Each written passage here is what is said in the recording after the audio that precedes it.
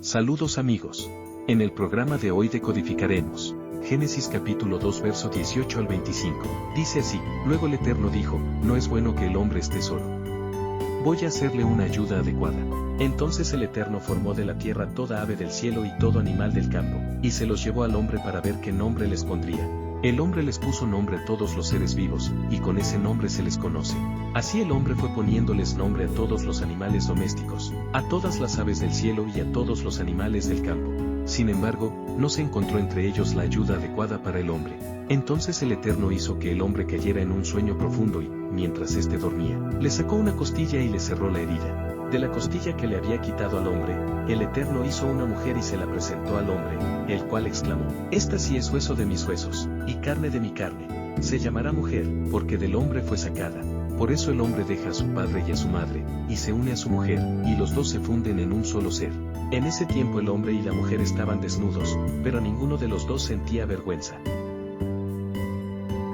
¿Es malo entonces que el hombre esté solo? El hombre no debe estar solo, según lo que está diciendo el manual de instrucciones. Si el hombre está solo, ¿es malo? Cuestionamientos. Vamos a saber qué es lo que quiere decirnos el Padre Eterno en este programa. Así que bienvenidos todos, vamos a decodificar la vida.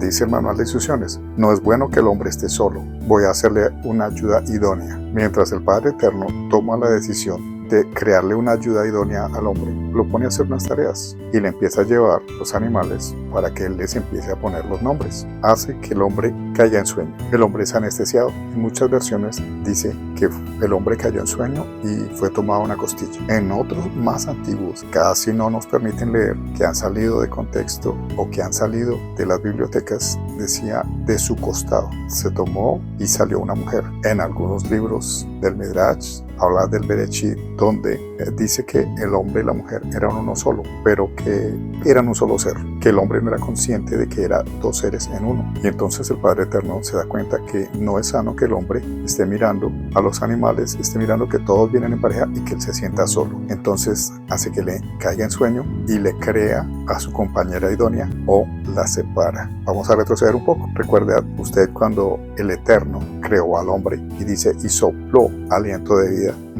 Vamos a ver algo increíble. No lo hemos tocado porque este era el momento. Si los animales y todo lo que aparecía en la tierra estaban vivos, porque sobre ellos no sopló aliento de vida. El Padre Eterno puede crear vida a partir del conocimiento que Él tiene. Genera nuevos seres vivos y al hombre le infundió aliento de vida, la capacidad de crear otros seres. La matriz que genera muchas formas de vida humanas igual al original, el hombre y la mujer. Y aquí la palabra hace una pequeña expansión y dice: porque no es bueno que el hombre esté solo, por tanto el hombre se unirá a su mujer, dejará a padre y madre y serán uno solo. Algo increíble. Esto no se lo enseñan a uno en ninguna de las corrientes ideológicas que hay por ahí. El hombre es diseñado, creado para encontrar su, como lo dicen vulgarmente, su media naranja, su contraparte, y unirse para hacer uno solo, nuevamente, pero en una esencia diferente, donde establece un vínculo afectivo, se establece un vínculo donde se complementan, y establecer una relación con una mujer hace que estos dos se entiendan hasta en la forma de pensar. A veces se comunican solamente con la mirada, se comunican porque en ellos hay una relación muy especial. En el mundo dirían están muy enamorados y se conocen, se compenetran, se complementan muy bien, pero es aquí donde se establece el plan primordial del Eterno, que el hombre se sienta acompañado. ¿Por qué? Porque la mujer y él eran uno solo, entonces nuevamente se complementan. Pero si el hombre se empieza a meter con más mujeres, no se está complementando, se está dañando la esencia con la que fue creado, con la esencia en la que el ser humano debe proseguir una existencia. Hay un sentimiento que es lo bueno y lo malo, porque cuando hacemos lo malo hay un pensamiento que nos inunda y es un sentimiento de culpa. Hay un sentimiento que no es agradable. Así usted no tenga temor al Eterno, así usted no crea en Dios, hablándolo en los términos coloquiales. Lo cierto es que usted está conectado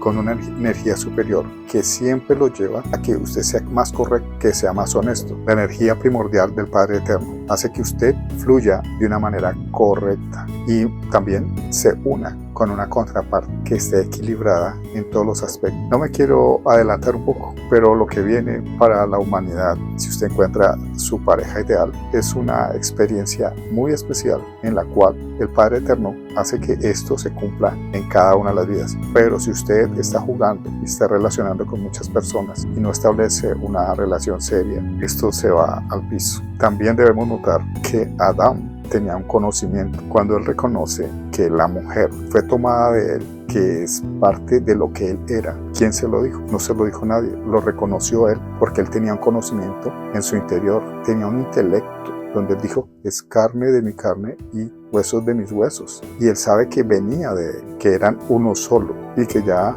se complementaban. Algo muy claro, dice, estaban desnudos, pero no se avergonzaban, porque estaban en la plenitud de la verdad. El hecho reproductivo, el hecho de que tuviesen relaciones, no era un mal acto. El tener relaciones no es pecado. El pecado es hacerlo en la desobediencia del Padre, en los tiempos que no corresponde o de la forma que no es adecuada. Por eso no se sentía vergüenza, porque era algo normal, parte de su físico, parte de lo que iban a vivir cotidianamente. Entonces no había culpa. Hasta aquí no hubo culpa. Como nos enseñan a veces en las religiones, que entonces Adán vio a su esposa desnuda y sintió deseo. No, nótese que la palabra es muy clara. En este momento ellos no habían ingerido ningún fruto y ya se podían ver el uno al otro. Y hasta aquí no había nada malo. Dice, no se avergonzaba. ¿Por qué? Porque el sexo no es para vergüenza. Pero las malas conductas que esto pueda llevar, eso sí nos avergüenza delante de la presencia del Padre. Estamos decodificando,